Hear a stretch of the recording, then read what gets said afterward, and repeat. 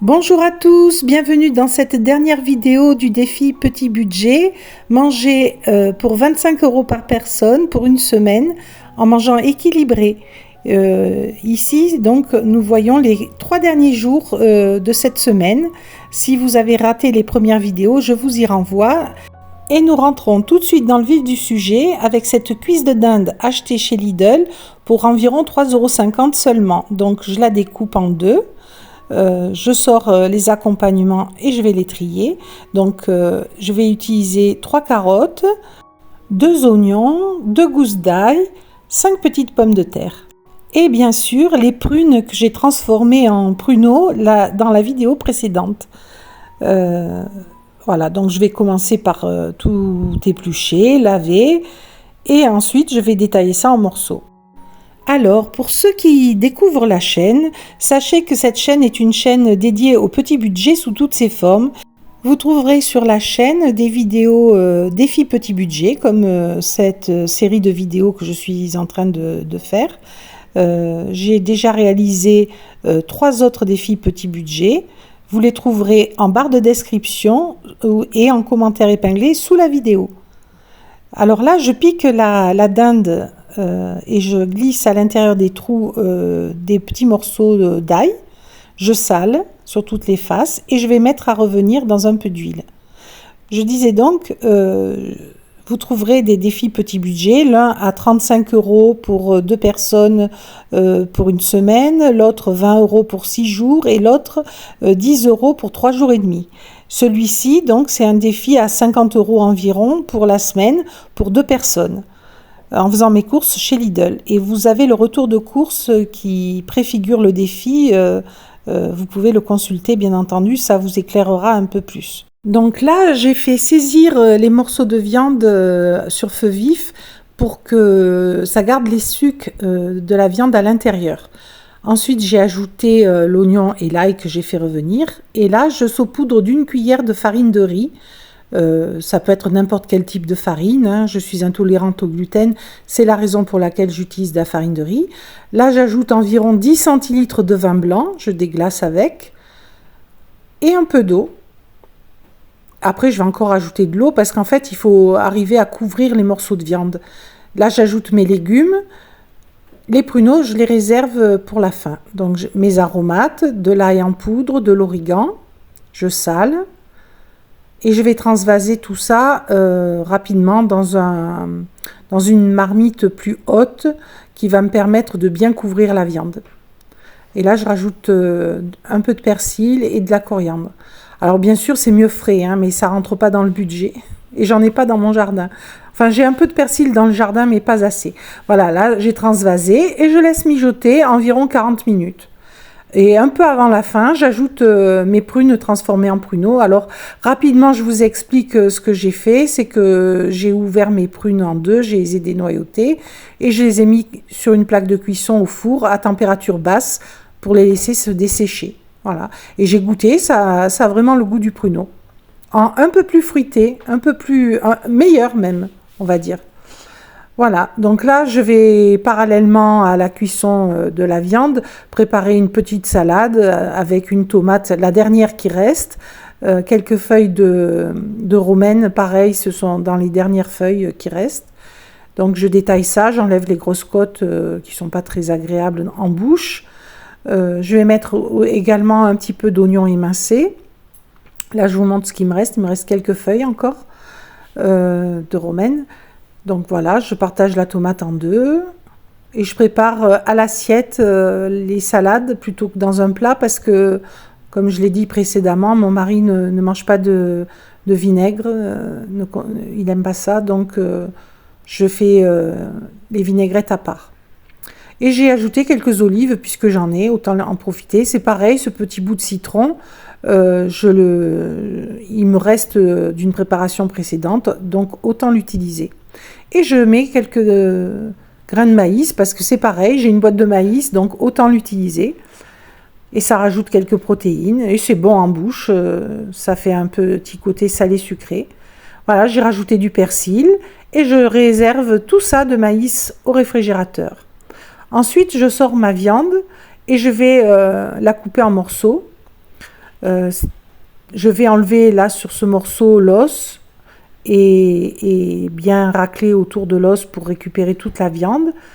Et tous ces petits morceaux, je vais les mettre de côté pour une préparation ultérieure, car là, il y avait bien assez pour deux à manger, il y en avait même trop. Donc j'ai récupéré un peu de viande pour une future préparation. Donc la viande de dinde, hein, je le répète, il faut y faire très attention, surtout si vous avez des enfants. Il faut leur trier parce qu'il y a des cartilages durs, pointus des fois, avec lesquels on peut se faire du mal. Hein. Donc il faut vraiment être très attentif et bien trier sa viande. Sinon, elle est délicieuse. Elle est souvent délaissée à cause de ce problème, mais il suffit d'être attentif et de bien trier, quoi. Voilà, là j'ajoute autour des deux beaux morceaux de viande des carottes, des pommes de terre, des pruneaux et du jus.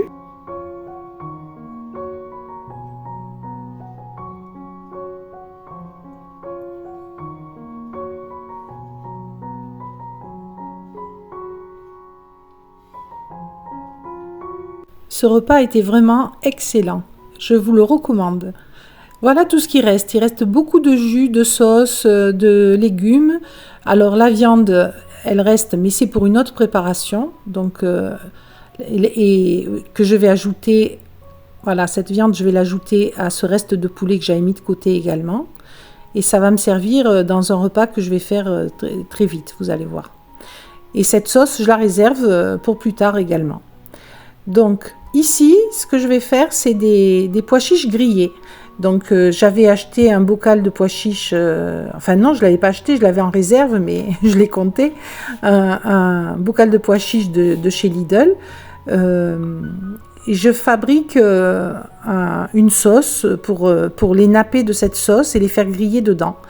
Donc j'ajoute de l'huile d'olive, du paprika fumé, de l'ail en poudre, de l'origan, des épices mexicaines. Voilà. Et plus tard, je vais ajouter du concentré de tomate pour que ce soit un peu plus épais, pour que ça nappe mieux les pois chiches. Donc les pois chiches, je les ai égouttés, lavés, rincés, et je les mets dans la préparation afin qu'ils soient bien nappés. Voilà, j'ajoute le concentré. J'ai ajouté de la coriandre aussi, parce que dans mon petit bocal persil, en fait, c'est de la coriandre qui... J'achète la coriandre en gros et je réutilise d'anciens petits pots. Voilà, donc j'éparpille mes pois chiches sur ma plaque de façon à ce qu'ils cuisent bien. Je vais les séparer du mieux que je peux les uns des autres. Et j'ai enfourné, j'ai tourné, enfin je les ai remués un peu à mi-cuisson. Pour qu'ils grillent un peu sur toutes les faces et je les ai remis. Alors combien de temps exactement, je ne saurais vous dire. Je faisais plusieurs choses en même temps, je ne sais pas, mais il faut surveiller quoi. Ça va assez vite quand même, hein, parce que c'est petit, donc il faut le surveiller. Donc là, vous voyez, il me reste 4 œufs, j'en prélève 4, il m'en restait 8. Donc je les casse. Je vais fabriquer une quiche lorraine sans pâte. Donc vous allez voir, c'est très rapide comme recette, très simple, très facile à refaire. Donc là, je vais mettre un pot de crème liquide, enfin une brique de crème liquide, 2 cuillères à soupe de farine de riz. Et je crois que je l'ai pas vu au montage, mais j'ai ajouté également une petite cuillère, enfin une cuillère à soupe, mais pas débordante, de fécule de maïs. Là, j'ajoute le peu de farine qui restait dans le moule quand je l'ai huilé et saupoudré de farine. Et dans ma préparation, j'ai ajouté un paquet et demi de lardons, soit environ 150 g de lardons. Je sale, je remue tout ça. J'ajoute un peu d'eau. Je ne sais pas, environ 10 centilitres d'eau. Je remue tout ça et on le voit, j'ajoute la cuillère de maïzena, enfin de fécule de maïs, et j'ajoute également un peu de levure de bière. Voilà, la valeur environ d'une cuillère à soupe de levure de bière pour donner un goût fromager. Alors ça n'est pas compté dans le défi, ça fait partie de mes placards, hein, c'est, on va dire, comme un condiment. Voilà, donc j'amalgame bien le tout et je vais verser ma préparation dans le moule en essayant de bien répartir du mieux que je peux les lardons un peu de partout dans le récipient. Et je vais enfourner à 200 degrés 25 minutes. Voilà, là donc je sors une première fois les pois chiches et là c'est la deuxième fois après les avoir tournés. Ils sont croustillants, ils sont bons. Voici la tarte qui sort également du four. Alors elle a une bonne consistance, elle se tient bien et ça forme comme une croûte sur l'extérieur. Je vais vous montrer tout à l'heure.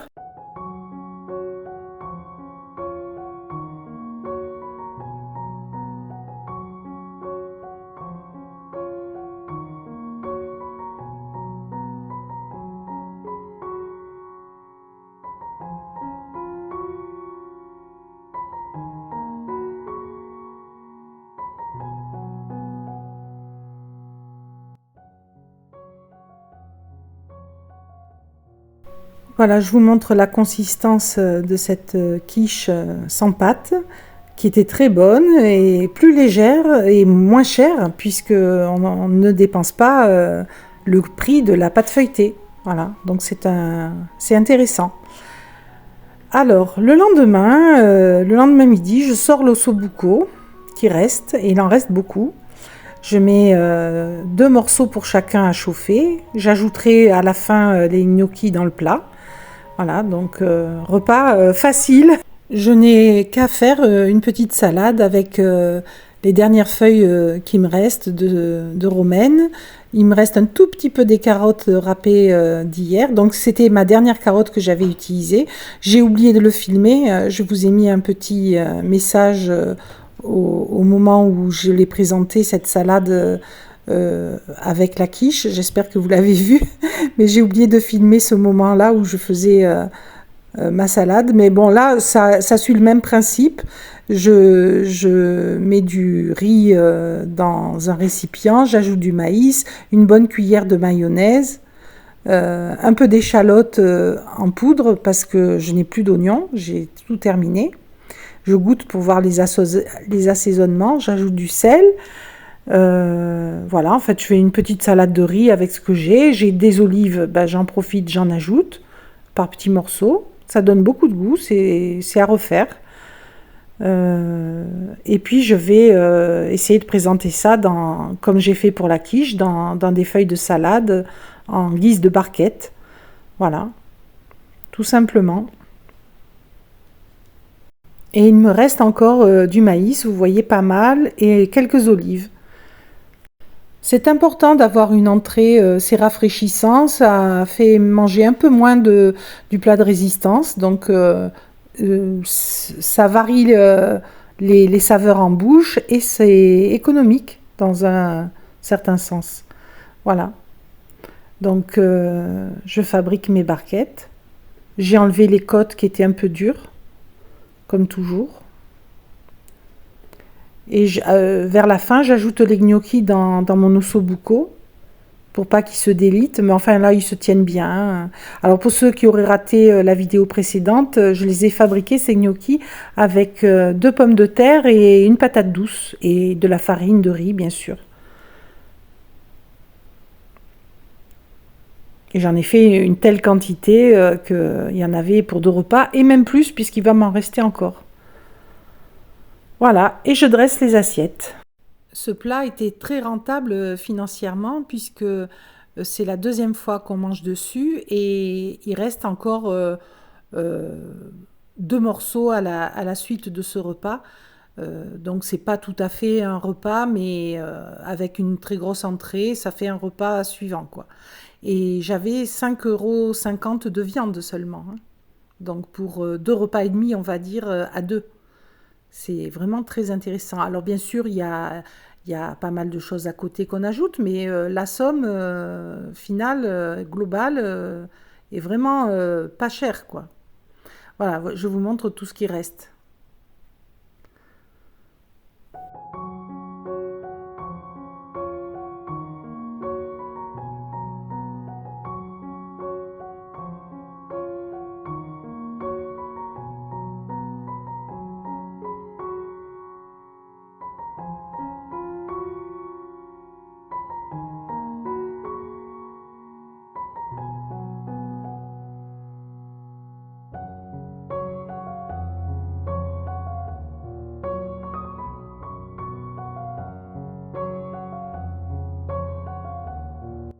Voilà tout ce qui me reste de pois chiches grillés, encore pas mal finalement.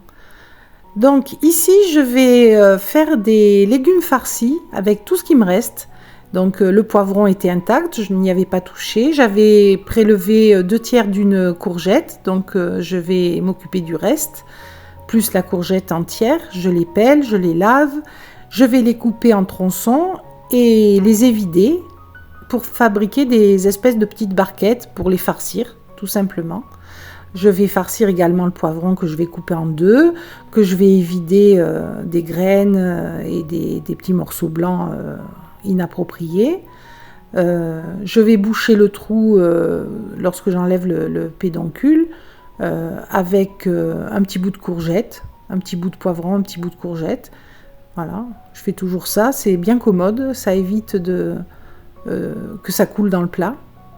Et en même temps, en coupant comme je le fais là, le morceau de poivron, ça permet une stabilité au morceau qui sinon glisserait, quoi. Là, il tient droit. Voilà, donc je vais utiliser le riz comme farce, mais là encore, j'ai oublié de filmer, d'appuyer sur le bouton marche quand j'ai utilisé le. Donc le riz, ce que je vais faire, c'est que je vais le diviser en deux, en mixer une partie et l'autre partie l'intégrer à la farce en grains. Donc là, vous voyez, j'évide les courgettes. Voilà, avec une cuillère, c'est bien commode. Et je les dispose déjà dans mon plat. Donc ce riz, je vous disais, je vais l'ajouter à ma farce de viande. Donc la farce de viande, elle va être composée des morceaux de viande que tout au long des vidéos, vous m'avez vu mettre de côté, un petit bout de poulet, tout à l'heure des petits bouts de dinde. Donc cette viande, je vais les mixer. Je vais ajouter un œuf, je vais ajouter le riz, donc une partie mixée et une partie en grains pour avoir de la mâche. Et donc comme j'utilise un œuf, il m'en reste plus que 3 sur les 4. Il m'en reste plus que 3. Alors j'avais sorti également des lardons, mais finalement je les ai pas utilisés. Donc je fais revenir un peu d'oignon, le dernier bout qui me restait, que j'avais gardé, que j'avais pas utilisé pour la salade. Dedans, je vais ajouter l'intérieur de mes courgettes que j'ai coupé en petits morceaux, que je vais couper en petits morceaux. Et je vais remuer tout ça. À la fin, je vais ajouter un peu de concentré de tomate pour donner du goût, relever. Donc là, je coupe ma viande dans mon robot pour faciliter le travail du robot. Et je vais la mixer. Ensuite, je vais ajouter toutes les préparations les unes aux autres, la viande mixée, le riz, les courgettes revenues avec l'oignon et le concentré de tomate. Puis je vais ajouter des aromates et ça va confectionner une très bonne farce. Ce plat était vraiment délicieux. Pour un repas de reste, franchement, c'était pas mal. Voilà. Dans la barre de description sous la vidéo ainsi qu'en commentaire épinglé, vous trouverez également des liens vers d'autres playlists, notamment une playlist de recettes de cuisine autour de 1 € l'assiette, donc vraiment très petit budget. Donc ça peut vous intéresser. Également des retours de courses de chez un déstockeur, un particulier chez qui je vais, qui casse les prix, qui me fait faire des affaires extraordinaires. Et d'autres retours de courses, d'autres enseignes comme Noz, Action, etc. Voilà, donc je vous laisse aller voir. Ça peut vous intéresser également car ce sont des astuces pour dépenser moins. Voilà, là je viens d'ajouter un peu de concentré de tomate, environ une cuillère à soupe. Et puis là, il va manquer donc le bout de vidéo que j'ai oublié de filmer. Donc où j'ajoute tous les ingrédients. Donc je mixe les courgettes, oignons aussi dans mon petit robot. Puis le riz en partie. Et je vais donc mélanger tout ça avec des épices. Alors comme épices, j'ai ajouté du paprika fumé, de l'ail en poudre et de l'origan tout simplement. Et j'ai mis du sel bien sûr. Et ensuite, j'ai confectionné mes barquettes, mes poivrons farcis et j'ai enfourné. Je je sais pas, au moins 30 minutes à 200 degrés, au moins. Quand c'est bien doré sur le dessus, c'est cuit. J'ai mis un peu d'huile d'olive sur les légumes et un petit fond d'eau dans le plat. J'ai également incorporé des petits morceaux d'olive à ma farce de légumes farcis. C'est très important parce que vraiment ça a donné très bon goût à cette farce. Quant à la soupe de curry de patates douces, c'est une recette que j'ai faite dans la vidéo précédente. Donc je vous y renvoie si cela vous intéresse. C'était excellent. Ça vaut le coup d'aller y jeter un petit œil. Voilà, ensuite je n'ai plus qu'à dresser tous mes ingrédients. J'ai ajouté un peu de persil, un peu de paprika fumé dans ce velouté et j'ai disposé mes légumes.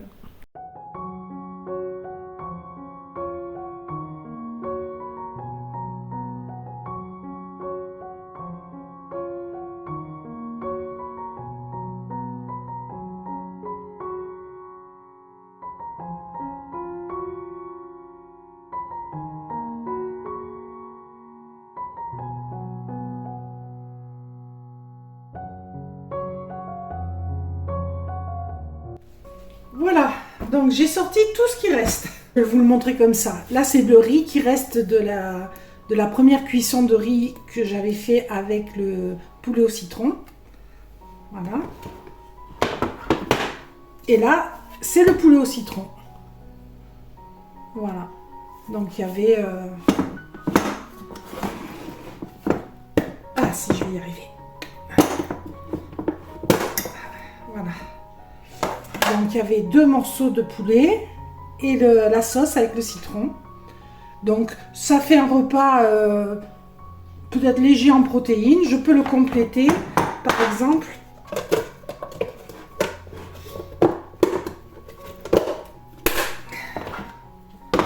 Voilà, je vais le laisser dehors. Je peux le compléter par exemple avec des nems. Il me reste 4 nems. Donc ça fait une entrée et ça fait le repas. Donc il me reste encore tout ça d'osso buco. Là-dedans il y a 2 morceaux et toutes les pâtes, on va les voir par... pas les pâtes, les gnocchis, il en reste plein. Et 2 morceaux, je vais vous les montrer. Enfin normalement vous l'avez vu dans la vidéo, mais bon. Il y en a un là. Voilà. Et il y en a un autre ici. Donc il y a 2 morceaux de viande et plein de gnocchis. Et beaucoup de sauce. Donc il manque un peu de protéines. Un tout petit peu. Mais par exemple, je fais une entrée avec ceci.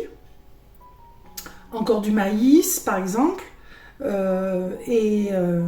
rajoute des olives. Il me reste 3-4 olives. Voilà. Je peux refaire cuire du riz, il me reste encore 150 g de riz, donc je peux refaire une salade comme ça en entrée. Donc il y a des protéines dans le maïs, dans le riz, ça complète, voilà. Il n'y a pas de souci, je peux faire ça. Donc ça fait un repas de plus, sans compter qu'il me reste encore tout ça, que j'ai pas utilisé de pois chiches. Donc pareil, je peux les ajouter en topping et ça rajoute des protéines. Donc j'ai au moins un repas de plus là, ici, avec les restes.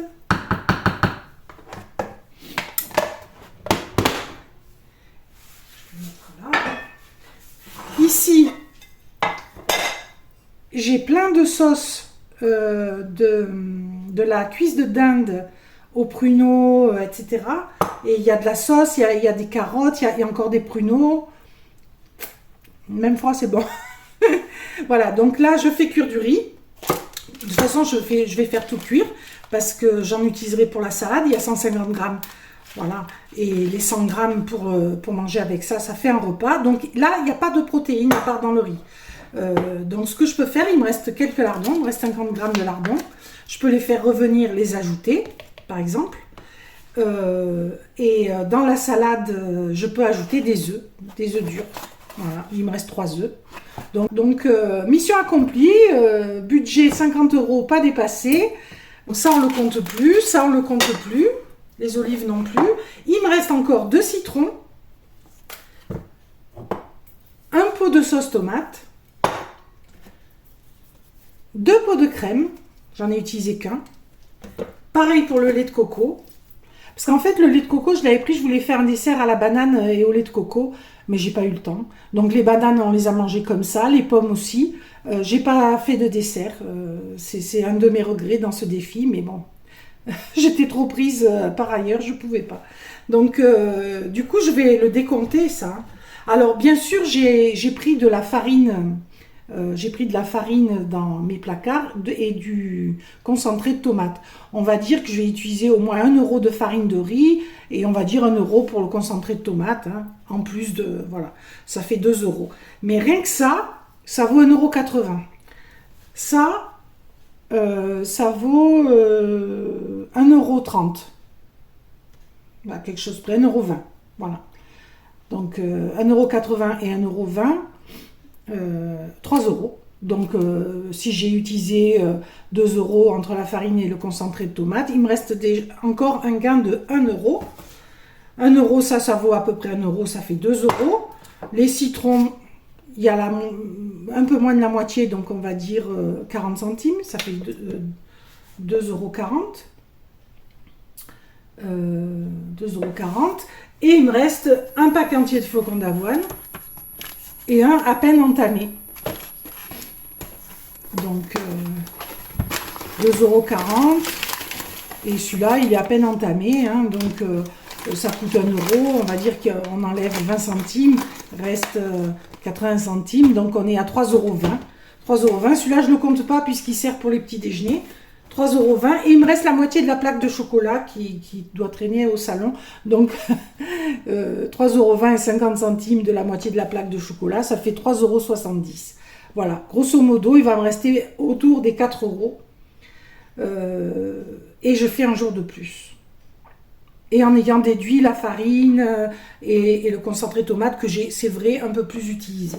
Donc on enlève 4 € à 50 €, on n'était même pas tout à fait aux 50 €. Ça fait avec une semaine à un peu plus de 45 €. Voilà.